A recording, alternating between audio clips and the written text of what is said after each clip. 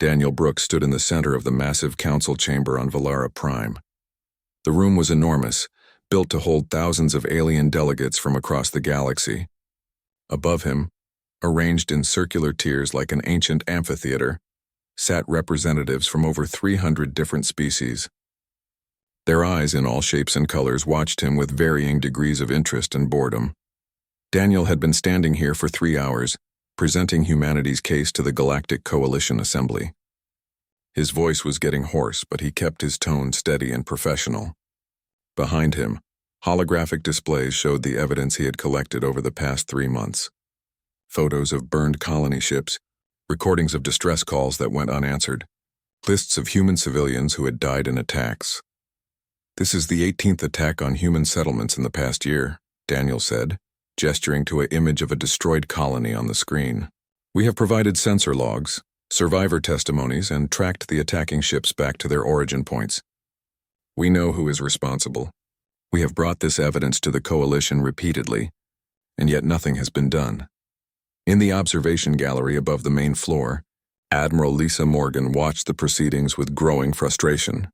She had served in the human fleet for 20 years and had never felt so powerless. Next to her, Captain Jake Sullivan shook his head slowly. "They're not even listening," Jake muttered under his breath. "Look at them. Half of them are having side conversations." Lisa had to agree.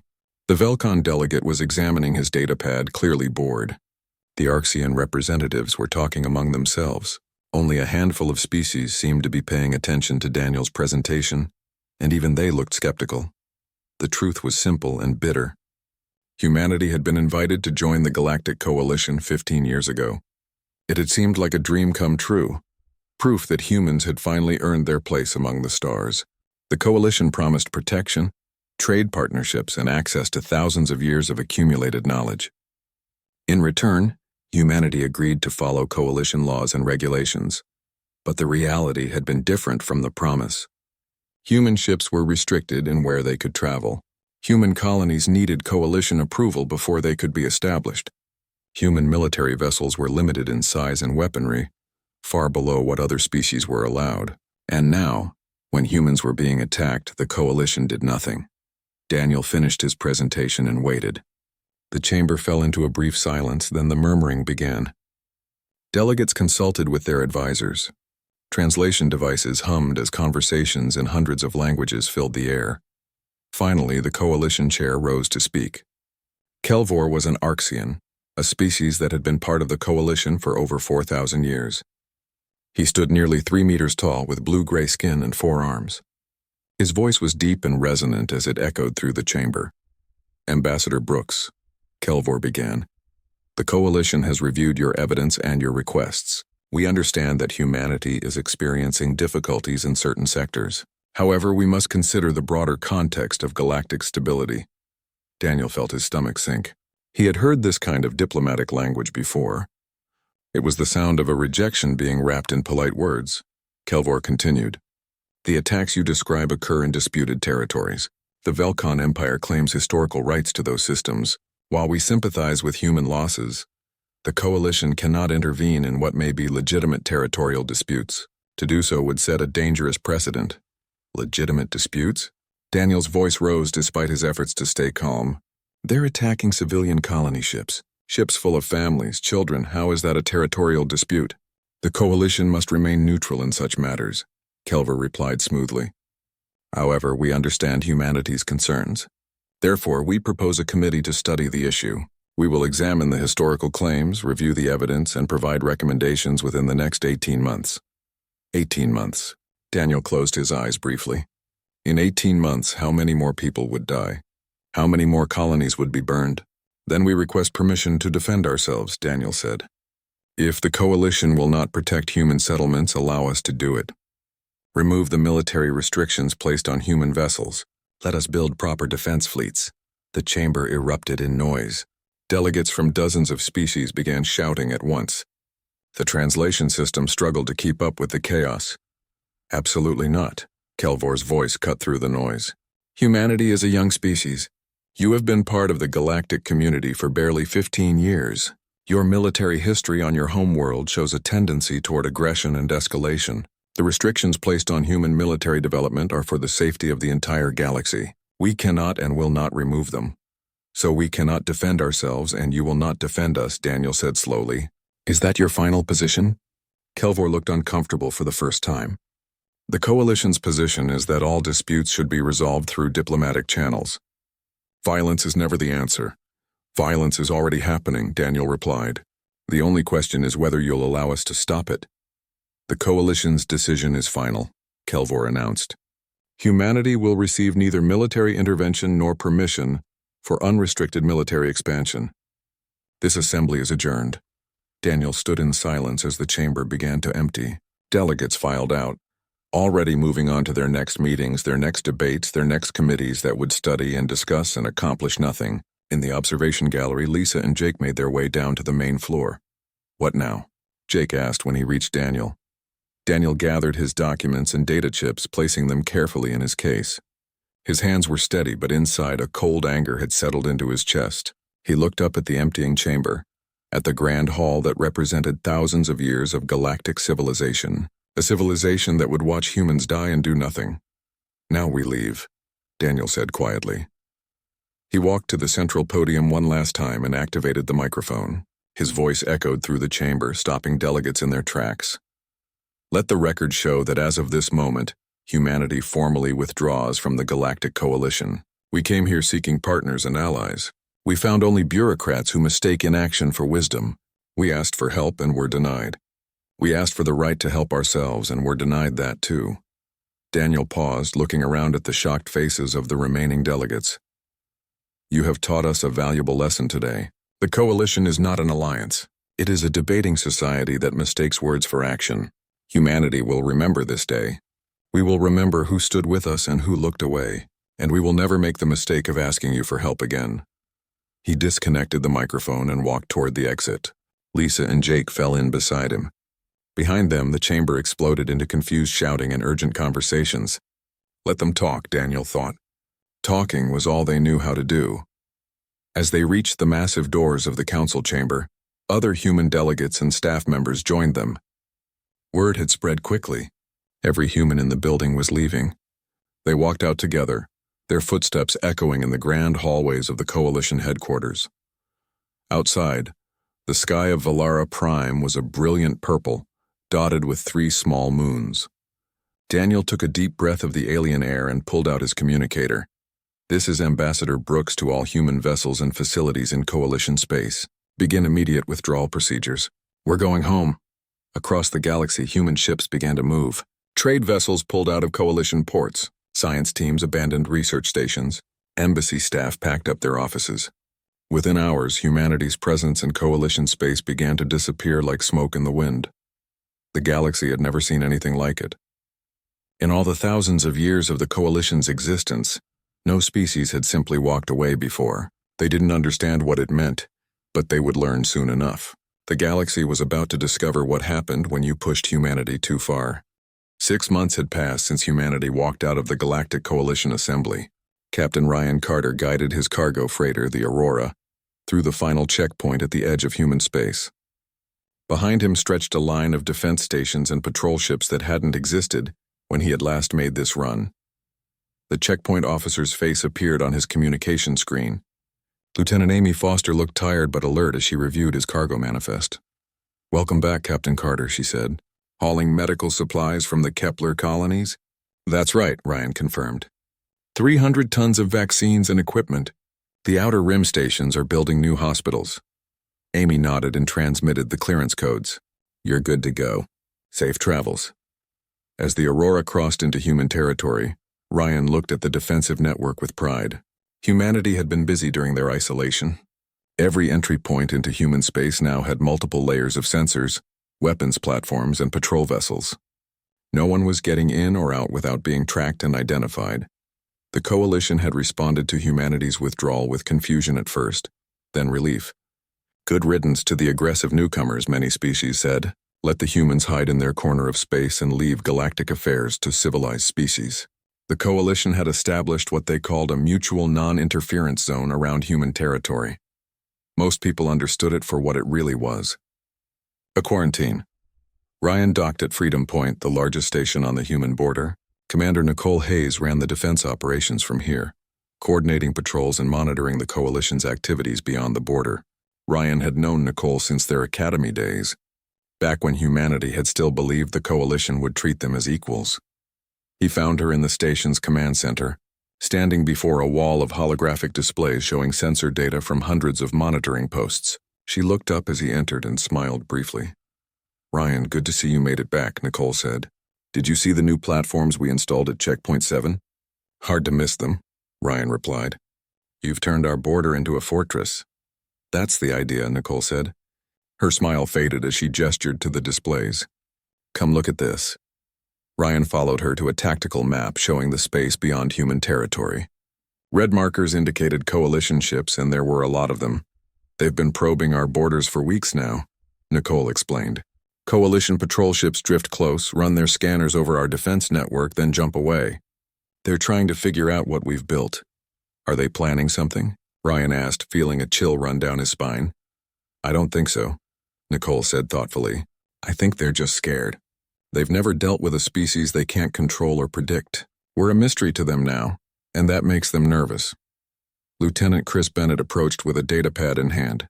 He was young, barely 25, but he had proven himself sharp and reliable during the past months. "Commander, the latest intelligence report just came in from our monitoring stations," Chris said, handing her the datapad. "The attacks on human colonies haven't stopped." Nicole's expression darkened as she read the report. Ryan looked over her shoulder and felt anger building in his chest. The Velcon Empire, emboldened by the Coalition's refusal to protect humanity, had increased their raids on human settlements. 3 more colonies hit in the past month, 15 dead, dozens injured, and 2 entire settlements forced to evacuate. "They think we're vulnerable now," Ryan said quietly. "Cut off from the Coalition, alone, weak. Then they're about to learn how wrong they are," Nicole replied. She opened a communication channel. "Get me Admiral Peter Grant." Within minutes, Admiral Grant's weathered face appeared on the main screen. He was aboard the flagship Defender, leading one of humanity's new battle groups. Behind him, Ryan could see the bridge of the ship busy with activity. "Commander Hayes," Grant acknowledged. "I assume this is about the latest Velcon attacks." "Yes, sir," Nicole said. "We've confirmed that the raids originated from the Velcon military base in the Taros system. They're not even trying to hide it anymore." Grant's jaw tightened. "Then it's time we paid them a visit. We're not asking the Coalition for permission anymore." "No, sir, we're not," Nicole agreed. Ryan watched as Grant's task force prepared to jump. 5 heavy cruisers, 10 destroyers, and a full complement of fighter squadrons. It was more firepower than humanity had ever assembled in one place before the withdrawal. The Coalition had limited human ships to small patrol vessels and lightly armed freighters. Those restrictions no longer applied. The task force vanished from the sensors as they entered faster than light travel. Nicole pulled up a countdown timer. 30 minutes until they reached the Taros system, she said. "This is going to send a message to the entire galaxy." Ryan and Nicole weren't the only ones watching. Across human space, people tuned into the military channels, following the operation in real time. On Earth, Daniel Brooks sat in his new office as Director of Foreign Affairs, monitoring the situation with his staff. On Mars, colony administrators gathered in conference rooms. On the Outer Rim stations, families who had lost loved ones to the Velcon raids waited to see if their government would finally act. 28 minutes later, Admiral Grant's voice came through the communication systems. "All ships, this is Grant. We have arrived at the Taros system. Beginning tactical sweep now." The Velcon hadn't expected them. The military base that had launched the raid sat undefended, its ships docked and unprepared for combat. The base commander sent frantic messages demanding to know why human warships had entered Velcon territory without permission. Admiral Grant's response was, broadcast across all frequencies, "This base has been identified as the staging ground for attacks on human civilian settlements. You have 2 minutes to evacuate all personnel.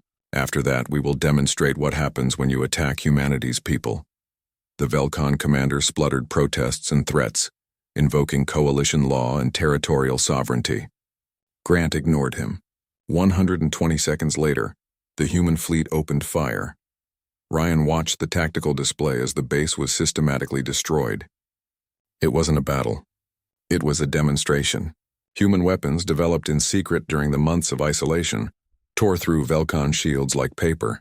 In less than 10 minutes, every military structure in the system was reduced to debris. The Velcon ships that tried to launch were disabled before they could build up speed. Grant's final message was simple and clear. To any species listening to this transmission, attack a human settlement, and this is what will happen. We will find you, we will come to your systems, and we will end your ability to threaten our people. There will be no negotiation, no appeals to the coalition, no mercy.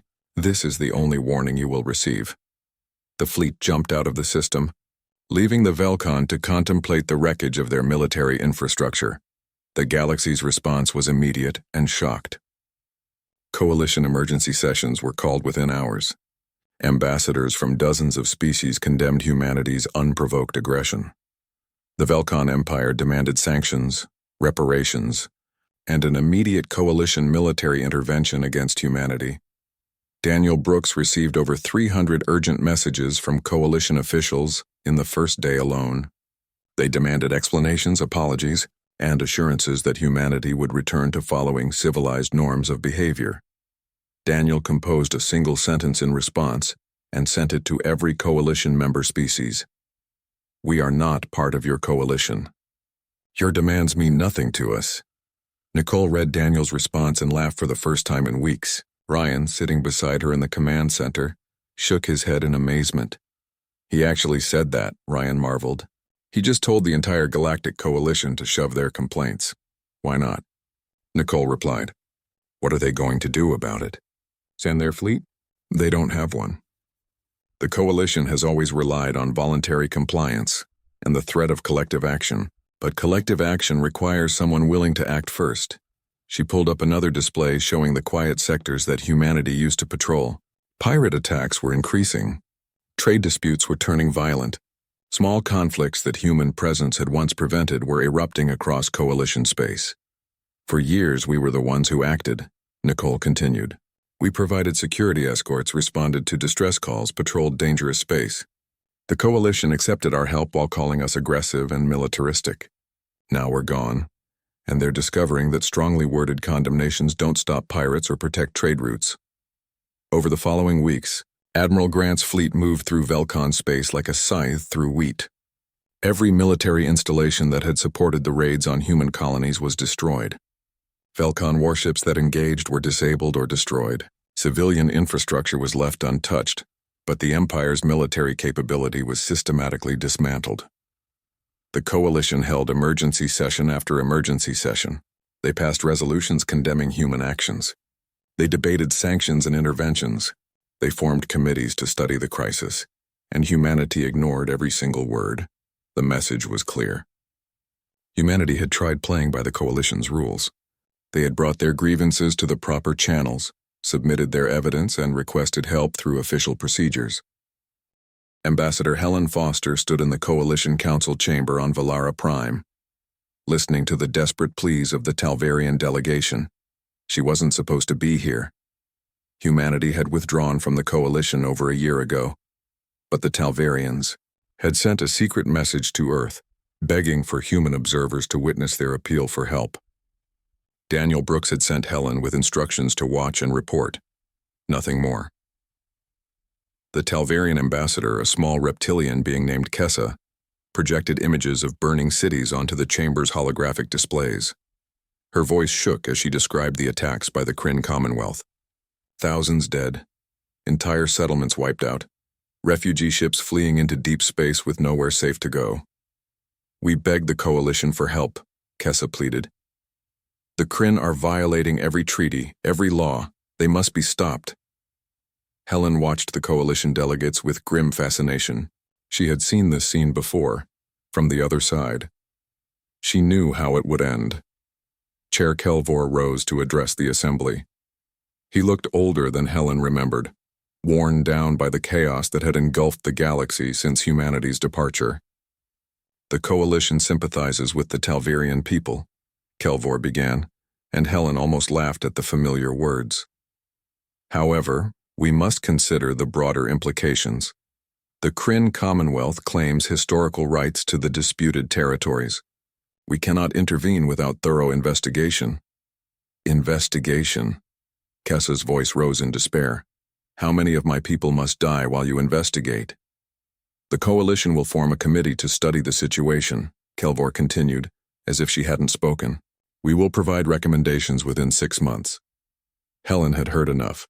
She stood and walked out of the chamber, her footsteps echoing in the sudden silence. Every eye in the room followed her exit.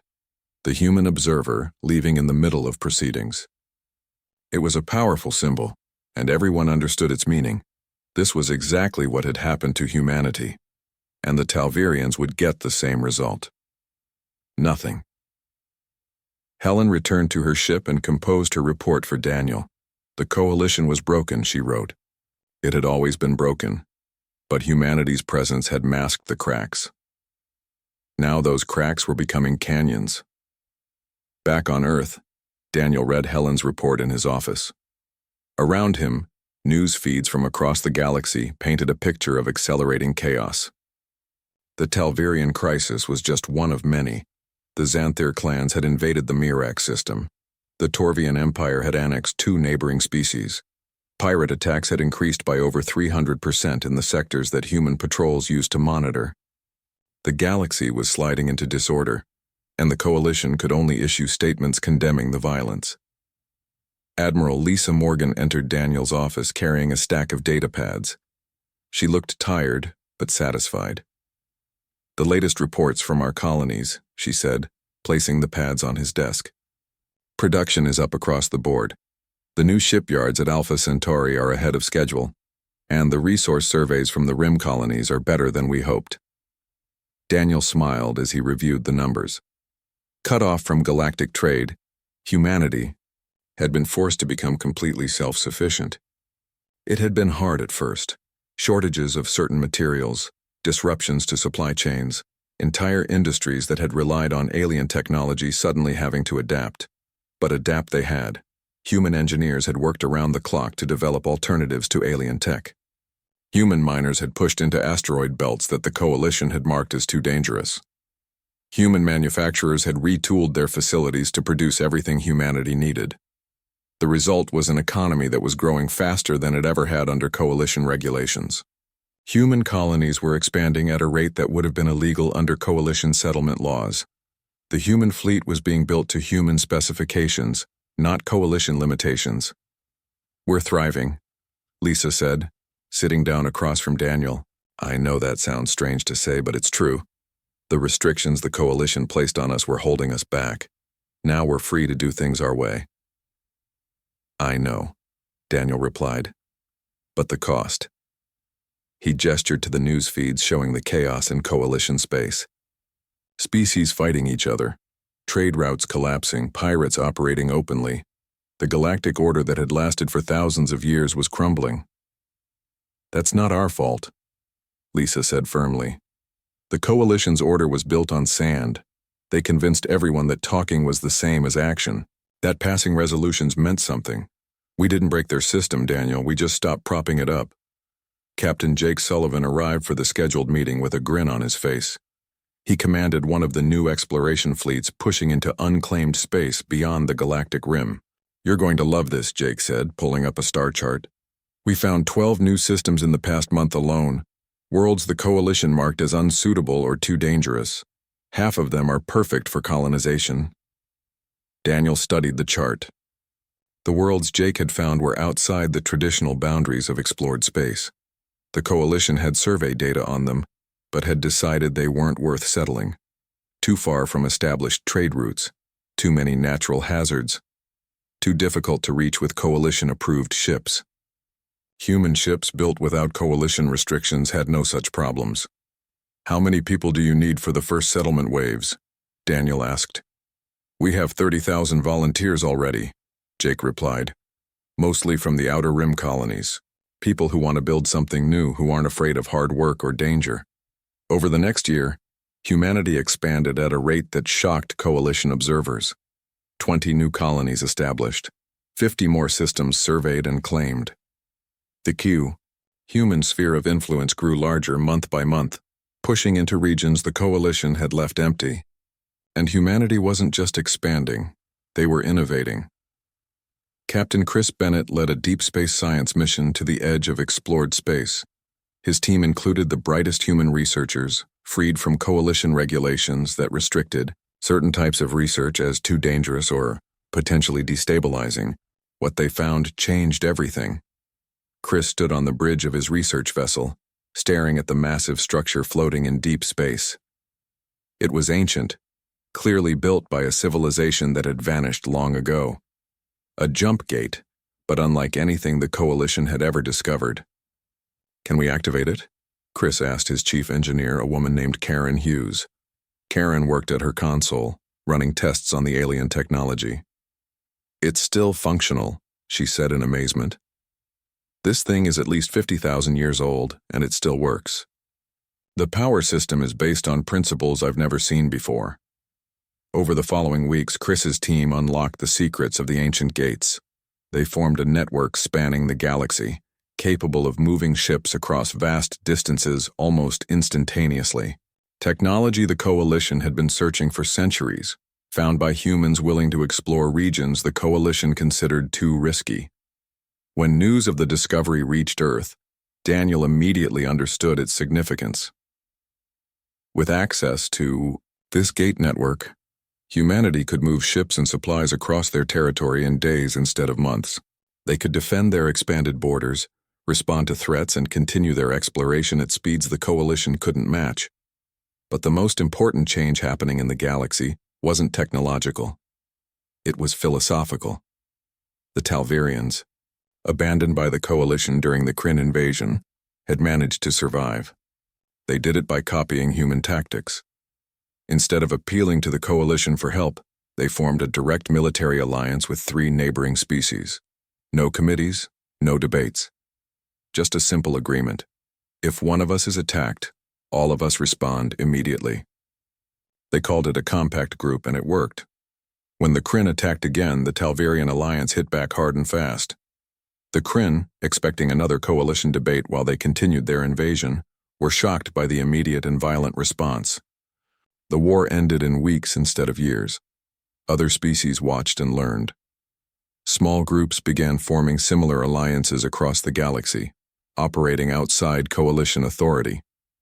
They adopted human principles, clear agreements, immediate action, and real consequences for violations. The Coalition bureaucracy scrambled to respond. They passed resolutions declaring these compact groups illegal. They demanded all military alliances be registered with and approved by the Coalition Council. They threatened sanctions against any species operating outside proper channels. Nobody listened. Helen Foster, still serving as an observer, watched the Coalition's authority evaporate like morning fog.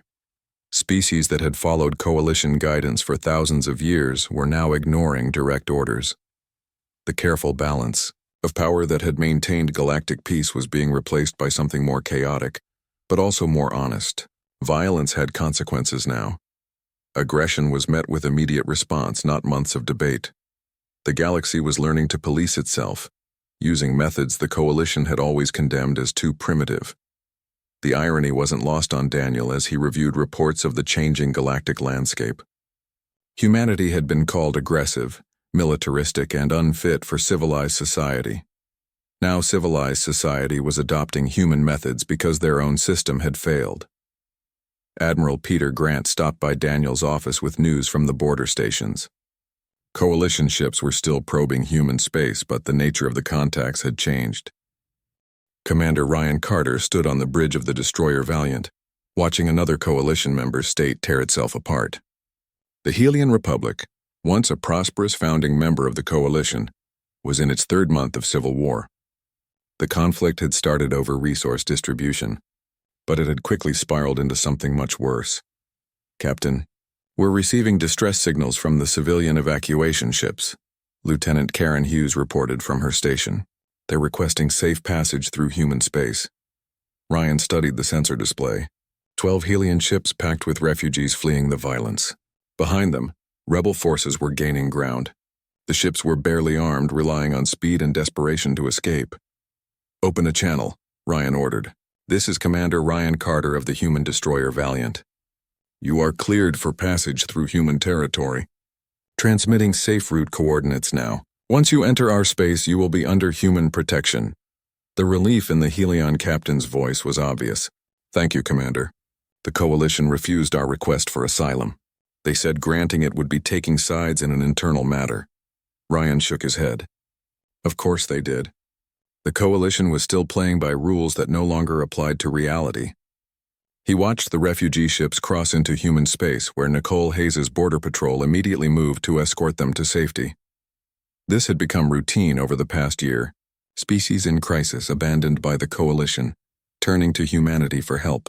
Sometimes it was refugees seeking shelter. Sometimes it was trade vessels asking for protection. Sometimes it was entire colonies requesting permission to join human-administered space. Back on Earth, President Laura Mitchell addressed the unified human government in a session broadcast across all human worlds. She stood before representatives from 60 colony systems, more than double the number that had existed when humanity left the Coalition. 2 years ago, we walked away from a system that didn't value our lives or our contributions, Laura began. Her voice was strong, carrying the confidence of a leader whose people had proven themselves. Today we stand stronger than ever. Our economy is thriving. Our colonies are expanding. Our technology is advancing at rates we never achieved under Coalition restrictions. She pulled up a holographic display showing the growth of human space. The map was impressive. New colonies dotted the display like stars, spreading out from Earth in every direction. The ancient jump gate network that Chris Bennett's team had discovered was marked in blue lines, connecting human territory in ways that made the Coalition's traditional space routes look primitive. We have settled 50 new worlds in 2 years, Laura continued. Each one fortified, each one self-sufficient, each one adding to humanity's strength. The Coalition told us we were too aggressive, too dangerous to be trusted with unrestricted growth. They were wrong. We weren't dangerous. We were capable. In the audience, Daniel Brooks listened with pride. He had spent the past years rebuilding humanity's foreign affairs apparatus from scratch, not to rejoin the Coalition but to establish direct relationships with other species. Real partnerships based on mutual benefit, not bureaucratic oversight. The results spoke for themselves. Humanity now had trade agreements with 37 species, defense pacts with 12, scientific cooperation programs with 19, all of them negotiated directly, without Coalition involvement. Lieutenant Chris Bennett, now promoted to commander, entered the legislative chamber with urgent news. He had been leading the continued exploration of the ancient gate network, and his team had made another breakthrough.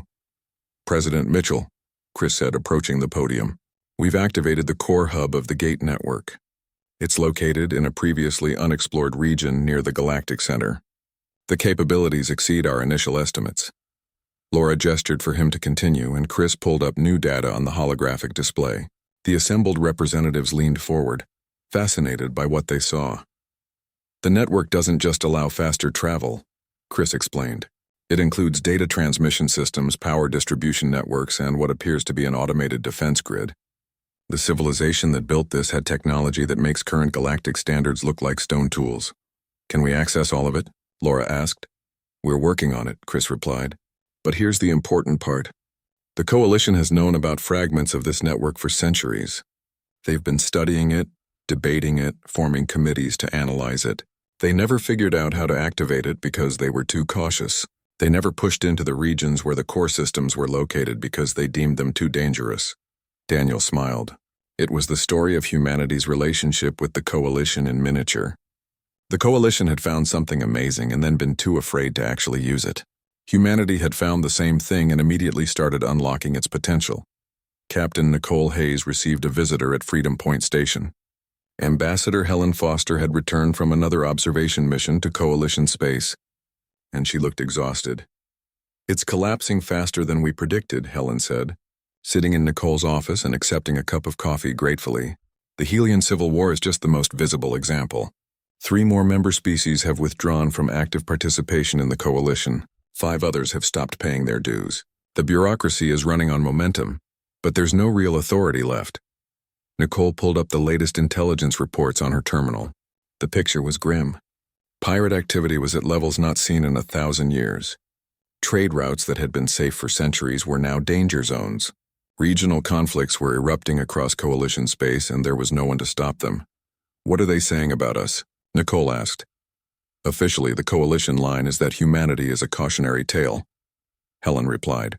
They tell their people that we're isolated, struggling, paying the price for our arrogance.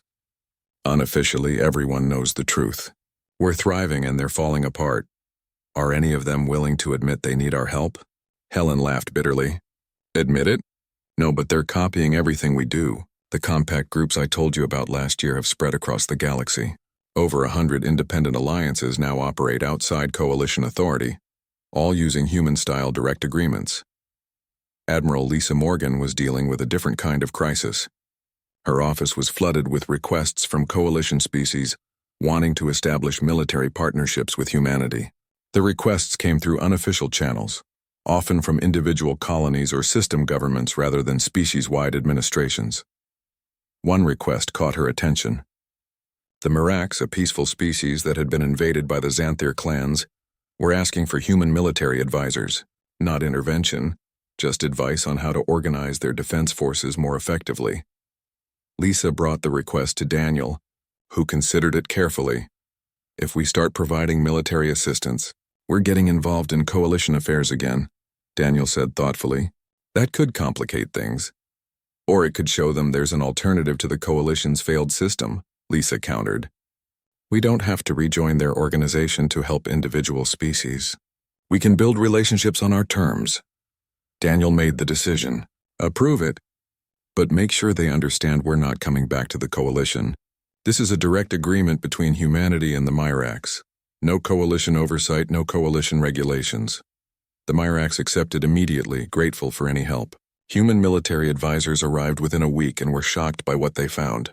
The Mirax had been relying on coalition defense protocols that were centuries out of date. They had ships and weapons, but no real training in how to use them effectively. Within 3 months, the Mirax defense forces were transformed. They pushed the Xanthir back and reclaimed their invaded territories.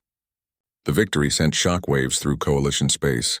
A species that everyone had written off as defeated had suddenly won their war, using human tactics and training. More requests flooded in. The Talvarians wanted human advisors for their compact group. The Vorlani needed help protecting their trade routes. The Kylex wanted to learn human shipbuilding techniques. Each request was evaluated individually, and most were approved. Humanity wasn't building an empire. They were building a network of direct relationships, each one based on clear agreements and mutual benefit. It was everything the coalition claimed to be but had never actually achieved. Jake Sullivan's exploration fleets continued pushing into uncharted space. They were finding resources the coalition had never tapped, technologies the coalition had never discovered, opportunities the coalition had never pursued. The simple truth was that coalition bureaucracy had made real exploration nearly impossible. Too many regulations, too many safety requirements, too much caution. Human explorers operated under simpler rules: take reasonable precautions, accept calculated risks, and push forward. The results were spectacular. Survey teams were mapping new systems every week. Colony ships followed close behind, turning empty worlds into thriving settlements. On one of the new rim colonies, a settlement administrator named Patricia Walker looked out over her growing town with satisfaction. 2,000 people called this place home now, and more arrived every month. They had farms, factories, schools, and a sense of purpose. 5 years after walking away from the Galactic Coalition, humanity received an official delegation at the border of their space. Admiral Peter Grant met them with the 5th Fleet at his back, a show of strength that couldn't be ignored. 30 warships, each one more advanced than anything the Coalition possessed, arranged in perfect formation. The Coalition delegation arrived in what they still called a diplomatic cruiser. Though everyone knew it was one of the few warships they had left operational, the Coalition's military capability had withered over the past 5 years, starved of funding and purpose as member species withdrew their support. Grant allowed them to enter human space under strict escort. They were brought to Gateway Station, humanity's newest diplomatic facility. Built at the edge of human territory, the station was designed to handle meetings with foreign powers. Its conference rooms were equipped with translation systems. Its docking bays could handle ships from any species, and its defenses could repel a full invasion fleet. Daniel Brooks, now graying at the temples but still sharp-eyed and alert, waited in the main conference room. He had spent 5 years rebuilding humanity's position in the galaxy. He had negotiated hundreds of agreements, established partnerships with dozens of species, and helped guide humanity through its most dramatic expansion in history. Now the coalition wanted to talk.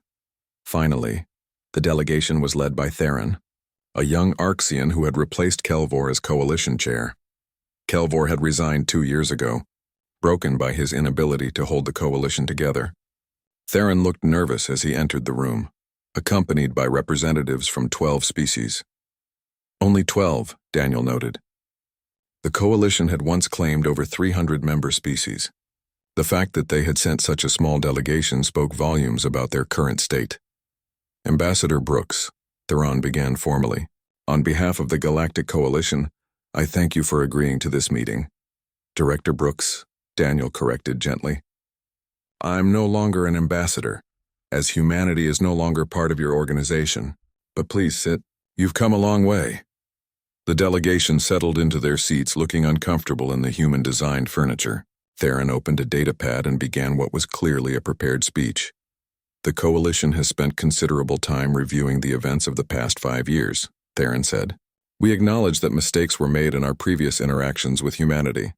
The coalition was not as responsive to human concerns as we should have been. Daniel said nothing, just waited. This was the opening move in a negotiation, and he wanted to hear what they were actually offering before he responded. Theron continued, his confidence growing as he moved through his prepared remarks. The galaxy has changed significantly since humanity's departure. The coalition has learned from these changes. We have reformed our procedures, streamlined our decision-making processes, and implemented new protocols for responding to member crises. Have you? Daniel said flatly. Yes, Theron replied, missing or ignoring the skepticism in Daniel's voice. We believe these reforms address many of the concerns humanity raised, which is why we are here today with an offer. He pulled up a holographic display showing a proposed agreement. Daniel read through it carefully, his expression neutral. The coalition was offering humanity a permanent seat on the Security Council, full voting rights, elimination of all restrictions on human military development, formal recognition of human sovereignty over their expanded territory, access to coalition research programs and trade networks. It was on paper everything humanity had asked for 5 years ago. Why now? Daniel asked simply. Theron hesitated, glancing at the other delegates. Finally, he spoke more honestly than he had since the meeting began. Because the galaxy needs humanity, he admitted. Pirate attacks have made trade routes unsafe. Regional conflicts are destabilizing entire sectors. Species that once relied on coalition protection are now vulnerable, and the compact groups that have formed outside our authority are fragmenting galactic unity. Fragmenting your authority, you mean? Daniel corrected. Galactic unity seems to be doing just fine without the coalition. Better, in fact. Theron flushed, his skin darkening with embarrassment or anger. The coalition has maintained galactic peace for thousands of years. No, Daniel said firmly. The coalition presided over galactic peace for thousands of years. There's a difference. Peace was maintained by the efforts of individual species, many of whom didn't realize they were doing the coalition's work for free. Humanity was one of those species. We patrolled your trade routes, responded to your distress calls, and provided security you took for granted. He stood and walked to the window, looking out at the human ships holding position around the station. Behind him, he heard Admiral Lisa Morgan enter the room. She had asked to sit in on this meeting, and Daniel was glad to have her present. Let me tell you what the past 5 years have been like for humanity, Daniel said, turning back to face the delegation. We were cut off from galactic trade, forced to develop our own industries, our own technologies, our own solutions to problems the coalition said could only be solved through cooperation. He pulled up his own display, showing the growth of human space. We settled 60 new worlds. We built a fleet that could defend them all. We discovered technologies your coalition searched for centuries and never found. We established partnerships with over 40 species, each one based on clear agreements and mutual respect. And we did it all without you, Lisa added, her voice hard. Without your regulations telling us our ships could only be this big. Without your committees debating whether we could settle this world or that one. Without your endless discussions that accomplished nothing. Theron looked uncomfortable, but he pressed forward. We understand humanity has thrived in isolation. But the galaxy is larger than just human space. The Coalition still represents the majority of civilized species. Does it? Daniel asked. Last count, over 100 compact groups operate outside Coalition authority. Your active membership is down to less than 60 species. The rest are there in name only, paying minimal dues and ignoring your directives. The Coalition isn't the galactic government anymore, Theron. It's a social club that nobody wants to join. The room fell silent. One of the other delegates, a Talvarian named Kessa, who Daniel recognized from Helen Foster's reports, spoke up. If humanity won't rejoin the Coalition, what will you do? Stand alone while the galaxy burns around you? No, Daniel replied.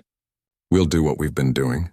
Help species who ask for it, on terms that make sense for both parties. Protect our own people and our partners. Continue expanding and exploring. Build a future based on action, not debate. He sat down across from Theron and looked the young Arxian in the eye. Here's what I'll offer you instead. Humanity will establish formal diplomatic relations with the Coalition. We'll maintain embassies, coordinate on matters of mutual interest, and provide humanitarian assistance in crisis situations. But we won't rejoin your organization. We won't submit to Coalition oversight or regulations. We won't ask your permission to defend ourselves or our allies. We'll work with you when it makes sense and ignore you when it doesn't. Theron looked shocked. That's not how galactic relations work. It's how they work now, Lisa said. The Coalition's way failed. It failed humanity. It failed the Talvarians. It failed everyone who needed help and got committees instead. We're not going back to that system. Over the next hours, the details were hammered out. The Coalition would recognize human sovereignty over their expanded territory. Humanity would allow Coalition ships safe passage through human space. Both parties would share intelligence on piracy and major threats. Humanitarian cooperation would continue, but humanity would not rejoin the Coalition. They would remain independent, free to act as they saw fit. As the delegation prepared to leave, Theron approached Daniel privately. You've destroyed the Coalition, Theron said quietly. By proving a species can thrive outside our system, you've undermined everything we built. No, Daniel replied. We proved your system didn't work. The Coalition destroyed itself by refusing to adapt to reality. We just stopped pretending otherwise. After the delegation departed, Daniel met with his senior staff. Admiral Peter Grant, Admiral Lisa Morgan, Commander Nicole Hayes, Captain Jake Sullivan, and Helen Foster gathered in the conference room. They'll accept our terms, Helen predicted. They have no choice. Half their remaining members will follow our example if the Coalition tries to take a hard line against us. Good, Jake said. More species operating independently means more opportunities for real cooperation. The compact groups are already showing how partnerships can work without bureaucratic oversight. Nicole pulled up a strategic map. We need to think long-term. The Coalition's collapse created a power vacuum. Regional conflicts are going to continue until new stable systems emerge. We should be ready to help shape those systems. Shape, not control, Daniel emphasized. We're not building an empire. We're building a network of free species who choose to work together. That's more powerful than any empire, Lisa observed. Empires rely on force to hold themselves together. Networks rely on mutual benefit. Much stronger foundation. Over the following months, the galaxy continued its transformation.